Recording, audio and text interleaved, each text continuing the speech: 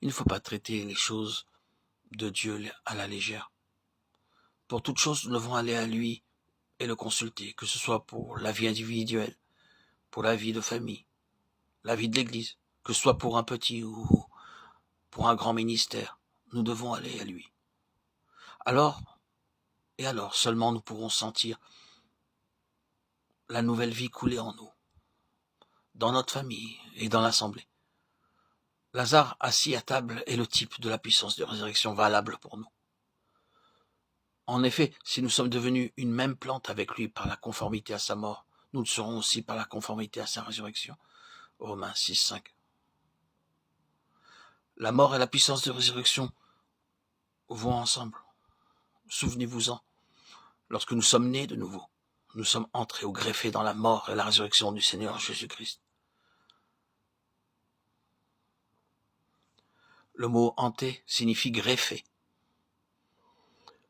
Vous avez pu voir de jeunes arbres greffés, comme des vignes, des pruniers, des pommiers et des manguiers. Ces arbres, qui autrefois donnaient des fruits amers, produisent de bons fruits doux et gros. L'homme prend un sillon d'un bon arbre et le greffe sur le jeune arbre. Il fait une entaille, lie le sillon, y met de l'engrais et l'enveloppe avec du tissu. Au bout de quelques années, les fruits, les fleurs et les feuilles de l'arbre sont entièrement changés. Chacun peut voir que l'arbre qui produisait des fruits amers produit maintenant des fruits doux, et que s'ils étaient petits, maintenant ils sont gros. Paul utilise les mêmes mots pour la greffe en notre Seigneur Jésus. Non seulement le Seigneur Jésus a pardonné nos péchés, mais spirituellement nous sommes baptisés en sa mort, son ensevelissement et sa résurrection. Et par la puissance de cette mort, nous pouvons mourir à notre vieille nature. De la même manière que la mort des cellules cancéreuses d'une personne ayant le cancer est le seul remède pour la guérir. Les docteurs repèrent le siège de la maladie après beaucoup de tests, et ils dirigent des rayons X sur cet endroit. Parfois le procédé est très pénible, mais la maladie doit mourir progressivement par l'effet des rayons. Il n'y a pas d'autre remède. De la même manière, nous avons à apporter en nous par la foi la puissance de la mort de Christ et mourir chaque jour à notre vieille nature pécheresse. Beaucoup de gens croient à la mort du Seigneur Jésus, mais ne meurent pas à leur vieille nature, parce qu'ils omettent de s'approprier la puissance de résurrection pour se renouveler.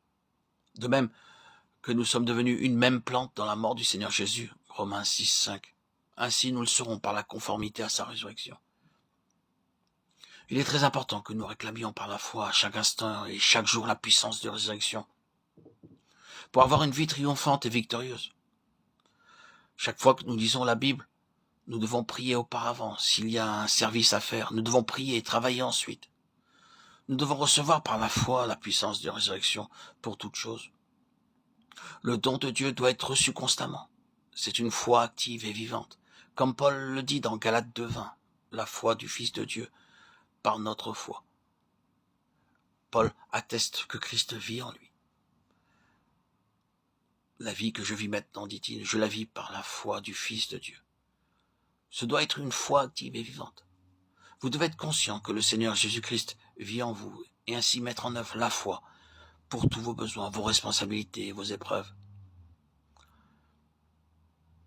La même puissance peut être reçue pour nos tâches quotidiennes.